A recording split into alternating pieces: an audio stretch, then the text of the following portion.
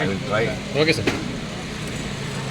ఈరోజు రాష్ట్ర వ్యాప్తంగా ఒక అద్భుతమైన పండుగ వాతావరణంలో కూటమి ప్రభుత్వం ఏర్పడిన తర్వాత అనేక సంస్కరణలు పౌర సరఫరాల శాఖని తీసుకొస్తున్న సందర్భంగా గౌరవ ముఖ్యమంత్రి గారు చంద్రబాబు నాయుడు గారు, అదేవిధంగా రాష్ట్ర ఉప ముఖ్యమంత్రి పవన్ కళ్యాణ్ గారి నాయకత్వంలో కొత్తగా రాష్ట్రంలో ఉన్న 1,46,00,000 గృహాలకు, అంటే సుమారు 4,42,00,000 లబ్ధిదారులకు స్మార్ట్ రేషన్ కార్డులు పంపిణీ కార్యక్రమం ఈ రోజు నుంచి ప్రారంభించాం.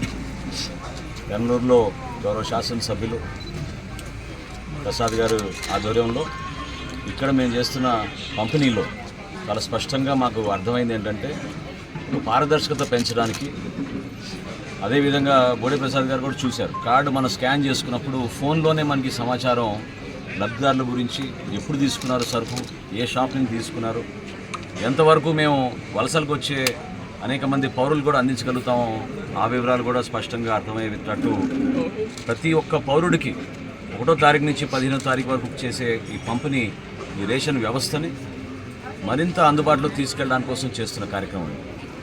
అదేవిధంగా మార్పులు, చేర్పులు, అడ్రస్లో మార్పులు, కుటుంబ సభ్యుల వివరాలు, వీటన్నిటినీ కూడా ఎప్పటికప్పుడు సహజంగా గ్రామ సచివాలయం, వార్డు సచివాలయం సిబ్బందితోటి వీళ్ళు కలిసి మార్చుకుంటే అదే రోజు దాన్ని అప్లోడ్ చేసుకుని మాకు మా ఇంటిగ్రేటెడ్ డేటా అప్రోచ్ ద్వారా ఎక్కడ కూడా సమాచారం లోపం లేకుండా ఆ సమాచారాన్ని మేము కూడా ఉపయోగించుకునేటట్టు జిల్లా స్థాయిలో కలెక్టర్ గారికి, జాయింట్ కలెక్టర్ గారికి, అదే కేంద్ర కార్యాలయంలో మా కమిషనర్ గారి ఆధ్వర్యంలో ఈ డేటాను అంతా కూడా పొందుపరుచుకుంటున్నాం. ప్రతి కార్డులోనూ ఒక క్యూఆర్ కోడ్ ఉంటుంది. ఆ క్యూఆర్ కోడ్ ద్వారా స్కాన్ చేయగానే వివరాలన్నీ చాలా పారదర్శకంగా ప్రతి ఒక్కరికి అర్థమయ్యే విధంగా స్పష్టంగా అర్థమవుతాయి. దీంతోపాటు 1967 అనే నంబర్ కూడా ఆ కార్డులో మేము పెట్టాం. ఎవరికి ఎటువంటి ఇబ్బందులు ఉన్నా మీరు కాల్ సెంటర్కి ఫోన్ చేయొచ్చు. మీకు సంబంధించిన వివరాలు ఇమీడియట్గా మా కాల్ సెంటర్ నుంచి మీకు స్పందించే విధంగా ముందుకు తీసుకెళ్తాం. కృష్ణా జిల్లాలో 5,17,000 మందికి ఈ పంపిణీ కార్యక్రమం చేయబోతున్నాం.